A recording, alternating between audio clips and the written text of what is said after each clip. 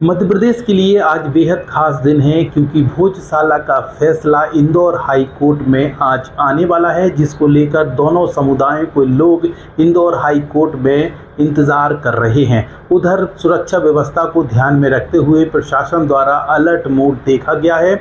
इसके अलावा भारी पुलिस बल भी तैनात कर दिया गया है इंदौर हाई कोर्ट में। तो देखिए यह रिपोर्ट। मई 2022 में इंदौर हाई कोर्ट में दायर हुआ था भोजशाला का मामला, जिसका फैसला 15 मई को आ रहा है। इसलिए इंदौर हाई कोर्ट में दोनों पक्षों के लोग एकत्रित हो चुके हैं और फैसले के पहले प्रशासन अलर्ट मोड पर आ चुका है। वहीं सुरक्षा को ध्यान में रखते हुए भारी मात्रा में पुलिस बल तैनात किया गया है।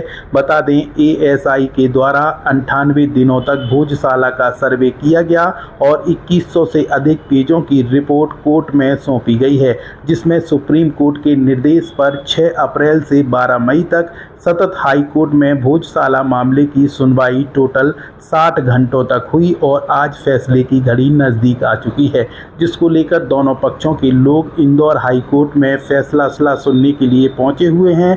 फैसला आने के बाद यह तय हो जाएगा कि भोजशाला मंदिर या मस्जिद। दोनों समुदायों ने फैसला अपने अपने पक्ष में आने की उम्मीद जताई है। निश्चित ही आज भोजशाला का परिणाम आने वाला है, क्योंकि धार का हिंदू समाज सदियों से संघर्षरत रहा है। 1952 से भोज उत्सव समिति की स्थापना, 1937 में हिंदू महासभा का संघर्ष और उसके बाद से निरंतर हिंदू समाज अपनी मां के मंदिर को पाने के लिए प्रतीक्षारत रहा। बाद में प्रक्रिया न्यायालय हुई और पिछले 4 सालों से न्यायालय में प्रकरण चल रहा था। 60 दिन की निरंतर सुनवाई, 60 घंटे सुनवाई और उसके पश्चात आज परिणाम। तो निश्चित ही जो परिणाम, जैसा ऐसे सर्वे के 51 दिनों का सर्वे हुआ और 2100 पन्नों की जो रिपोर्ट निकली, उस रिपोर्ट में सभी जो साक्ष्य निकले वो हिंदू मंदिर के निकले, आप सभी के सामने हैं।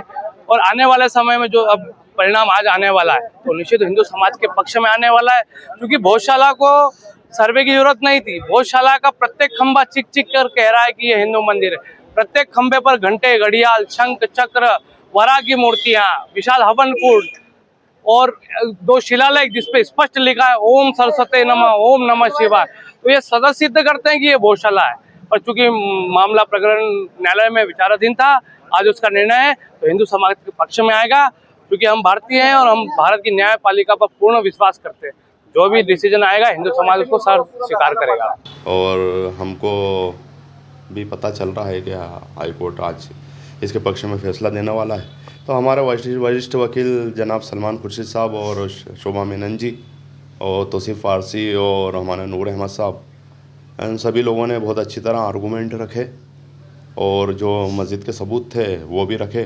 तो इसको लेकर हम आश्वस्त हैं कि फ़ैसला यकीनन हमारे पक्ष में ही आएगा, क्योंकि इस मस्जिद को लेकर पिछले 800 साल से हम लोग नमाज़ पढ़ रहे हैं और पूरे डॉक्यूमेंट्स जो मराठा स्टेट के थे, जिनमें ये कहा गया था कि मस्जिद है, मस्जिद रहेगी। जिस तरह आज 1935 में कि जिस तरह आज नमाज़ हो रही है, आइंदा भी इसमें नमाज़ होती रहेगी।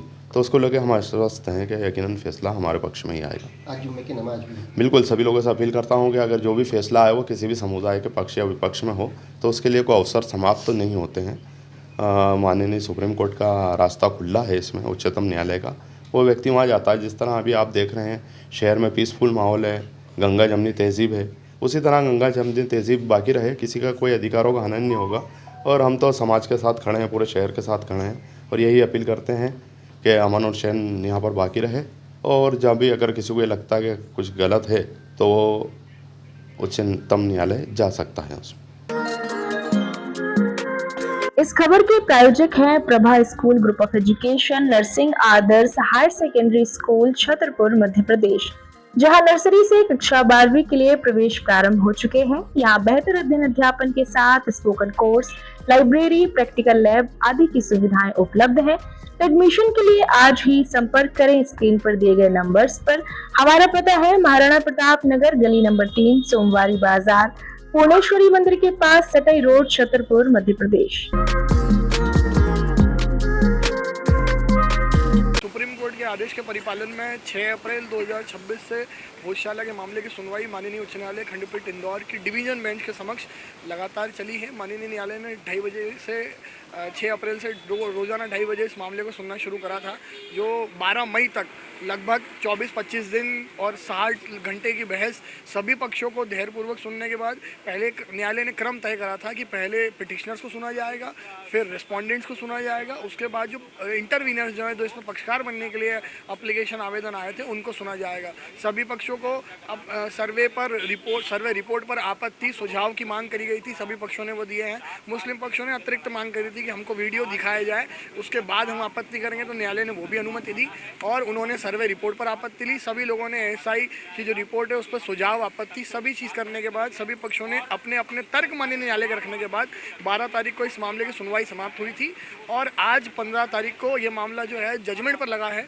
और DB1 अभी चल रही है और DB2 लगभग 2:30 बजे से शुरू होगी और मुझे लगता है कि 2:30 बजे के आसपास इस मामले का निर्णय आने की संभावना रहेगी। कौन से पक्ष ने क्या-क्या तर्क दिए थे इस मामले में? देखिए मामला जो है ऐसे तो कई सदियों से इसका संघर्ष चल रहा है और 97 में एक पिटीशन लगी, 64 में एक पिटीशन लगी, पर मुख्य पिटीशन 2022 से जो लगी है हिंदू फ्रंट फॉर जस्टिस और कुलदीप तिवारी जी की जो पिटीशन थी उसके बाद ये मामला जो है गति पे आया है।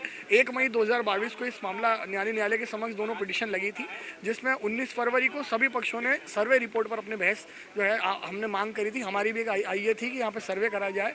सभी पक्षों ने 19 फरवरी 2024 को जो है अपनी बहस खत्म करी थी और माननीय न्यायालय ने 11 मार्च को आदेश दिया था कि 22 मार्च 2024 से यहाँ का साइंटिफिक सर्वे शुरू होगा, जो लगातार 98 डेज तक चला और उसके बाद उसकी रिपोर्ट माननीय न्यायालय के समक्ष आई। फिर सुप्रीम कोर्ट के एक आदेश अनुसार ये मामला जो है चूँकि मुस्लिम पक्ष सर्वे रिपोर्ट के ऊपर जो है आपत्ति लेने और सर्वे रोकने के लिए गया था और वहाँ प्लेसेस ऑफ वर्शिप एक्ट के मामले चीफ जस्टिस ऑफ इंडिया ने एक जगह बुला लिए थे, तो ये मामला वहाँ अटका हुआ था। फिर 22 जनवरी को जो बसंत पंचमी 23 जनवरी की थी, उसके लिए हिंदू पक्ष जो है सुप्रीम कोर्ट का रुख अपनाया था कि पूरे दिन की पूजा का अनुमति मिले और जब सुप्रीम कोर्ट ने आदेश करा था कि हाई कोर्ट इसको पुनः सुनना प्रारंभ करे और 6 अप्रैल से माननीय न्यायालय ने इस मामले को सुनाया। इसमें महत्वपूर्ण चीज़ें क्या-क्या है जो मेन बिंदु जो कोर्ट के सामने आए मुस्लिम पक्ष के अलावा? देखिए सभी पक्षों ने लगभग 7 अप्रैल 2003 का जो एएसआई का आदेश है उसको चैलेंज करा था। मुस्लिम पक्ष वहाँ हिंदुओं की अनुमति मना करवाना चाह रहे थे, हिंदू पक्ष जो है पूर्ण अधिकार मांग रहे थे। उसके साथ ही जो 1935 का जो नाटकर दीवान का जो गजट है उस पर मुख्य रूप से मुस्लिम पक्ष ने बहस करी कि नाटकर दीवान ने अपने आदेश में ऐलान में कहा था कि आइंदा ये मस्जिद रहेगी। उसके ऊपर राज्य ने भी विरोध करा, उसके ऊपर एएसआई ने भी विरोध करा, हिंदू पक्ष ने भी विरोध करा कि ये इंडिपेंडेंस के पूर्व का आदेश है और गवर्नमेंट ऑफ इंडिया का जो एक्ट 1937 में आया था उसके पहले का ये एक्ट है, तो इसलिए ये वाजिब नहीं है, वैलिड नहीं है। उसके ऊपर सभी पक्षों ने तर्क करा। साथ ही उसमें हिंदू पक्ष की ओर से राजा भोज के समय की जो किताबें हैं उन किताबों का बड़ा सुंदर वर्णन करते हुए माननीय न्यायालय को बताया कि राजा भोज ने जो किताबें लिखी है, सम्रांगण सूत्र लिखी है, उसके अंदर जो विद्यालय का जो परिसर की जो सीमाएं होगी वो कितने फिट की होगी, वो जो एग्जैक्ट उन्होंने जो लिखी थी उस वक्त वो एएसआई की रिपोर्ट में जो भोजशाला प्रीमाइसेस का जो मेजरमेंट है उससे मैच करती है। आपका नाम? श्रीश दुबे, रेस्पोंडेंट नंबर 9, महाराज हिंदू पक्ष, महाराजा भोज सेवा संस्था था। देखिए हम तो यही रखते हैं कि हमारे पक्ष में फैसला देंगे ऑनरेबल कोर्ट और जो हिंदू फ्रंट फॉर जस्टिस की याचिका है उसको खारिज करेंगे। उम्मीद तो यही लगाते हैं हम भी। अभी तक जो तथ्य पेश किए गए आपकी तरफ से दावे में, उनके बारे में जो सामने से तथ्य है उनके बारे में कुछ बताया कि क्या आपका इसमें? देखिए हमने तो पहले दिन से एक ही बात पे हम अडिग है हमारी कि हमारे पास 700 साल का अनबार्ड और अनइंटरप्टेड पोजीशन है मुस्लिम पक्ष के पास और उसके दस्तावेज, तथ्यात्मक दस्तावेज, 1935 का गजट और उसके अलावा के भी दस्तावेज जो ऐतिहासिक किताबें हैं, जो उस वक्त के इतिहासकारों ने किताबें लिखी हैं। तो जो बात ये कही जा रही थी बार बार कि मस्जिद जो माफ करिएगा कि मंदिर को तोड़ा गया है, उसको डिमोलिश किया गया है और उसके बाद फिर वहां मस्जिद बनाई गई है, तो ऐसा कोई तथ्य ना पेश किया गया है, ना ही कोई ऑनरेबल कोर्ट को कहीं दिखाया गया है। और हमने यही बताया है कोर्ट को कि साहब इसमें चूंकि ऐसा कोई तथ्य नहीं है कि जिससे ये स्थापित हो सके कि वहां मंदिर कभी था, तो इसलिए और ये तथ्य स्थापित है कि गवर्नमेंट के दस्तावेज, एएसआई के खुद के दस्तावेजों पे एएसआई के डायरेक्टर का जो निर्णय था 1952 का, उसके आधार पर भी ये तथ्य स्थापित है कि यहाँ पे मस्जिद थी, तो उसको मस्जिद माना जाना चाहिए। यदि फैसला आपके पक्ष में नहीं आता है तो फिर आगे के लिए क्या रास्ता रहेगा? देखिए जजमेंट जो भी ऑनरेबल कोर्ट जजमेंट देगा उसको पढ़ने के बाद फिर आगे का निर्णय लेंगे कि कैसे इसका लीगल एक्शन जो भी है वो लेना है, फर्दर कोर्स ऑफ एक्शंस है। हालांकि हमारा दावा ऑलरेडी लगा हुआ है तो हमारे पास एक अपर हैंड उसमें है कि हमारे पास अभी भी टाइटल जो है वो अभी भी सस्टेन करने का हमारे पास राइट है। इससे बड़ी संख्या में देश भर के दोनों ही पक्षों के लोग जुड़े हुए हैं, आम लोगों के लिए क्या कहेंगे फैसले के बाद? देखिए, आम लोगों के लिए तो मैं ये कहूँगा कि ये एक न्यायिक प्रक्रिया है और सबको संयम बना के रखना चाहिए इस चीज़ पर, क्योंकि ये सिर्फ एक मजहब का मामला नहीं है, देश का मामला है और दोनों पक्षों को इसमें संयम बना के रखना चाहिए। संयम से काम लें, अफवाहें बहुत फैलती हैं, अफवाहों पे ध्यान ना दें, ऑनरेबल कोर्ट के फैसले का इंतजार करें और उसके बाद अपने जो भी आपके पक्ष के वकील हैं उन वकीलों पर भरोसा रखें कि वो कोई जो भी सर्टन कोर्स ऑफ एक्शन होगा लीगल, वो उस पर जाएंगे। तो उस पर ध्यान रखते हुए और चीज़ों को संयमित तौर से देश की भावना का, हमारे आपस के जो एक सौहार्द है उसकी भावना का ख्याल रखें। मैं एडवोकेट अशरफ। उधर भोजशाला की बात करें तो फैसला आने से पहले ही माहौल भक्तिमय नजर आ रहा है। ज्योतिष मंदिर में गायत्री मंत्र जाप चल रहा है। वहीं महिलाओं ने मां भगवती से फैसला हिंदू पक्ष में आने की कामना की है। बस माँ से प्रार्थना कर रहे हैं कि हिंदू पक्ष के पक्ष में फैसला आए और हिंदू समाज को ये खुशखबरी मिले और पवन पुत्र हनुमान से प्रार्थना कर रहे हैं कि विजय हिंदू समाज की हो। अच्छा, अब तक कब तक के बैठने वाली है यहाँ पर आप सब? आज अगर फैसला आता है तो ये लगता है कि शायद ये साल हमारा बहुत खुशमय रहने वाला है, दिवाली रहने वाली, शायद होली दिवाली एक साथ ही रहे, बस इसी का उत्साह है। आगे कल्पना की जा सकती है कि आज का जो माहौल शासन प्रशासन ने जो बनाया है, इससे तो ऐसा लग रहा है कि माँ भगवती की कृपा हम पे जरूर बनेगी।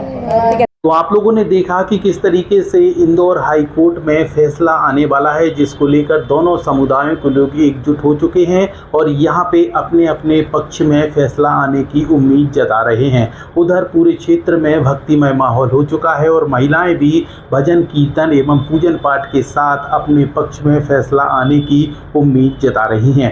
यह रिपोर्ट आपको कैसी लगी कमेंट सेक्शन पर जरूर बताइए। इसके अलावा भोजशाला मामले को लेकर आपकी क्या राय है कमेंट सेक्शन पर बताना ना भूलें। हर अपडेट, हर जानकारी जानने के लिए जुड़े रहिए तेजी से बढ़ते डिजिटल मीडिया प्लेटफॉर्म वरदान एक्सप्रेस के साथ।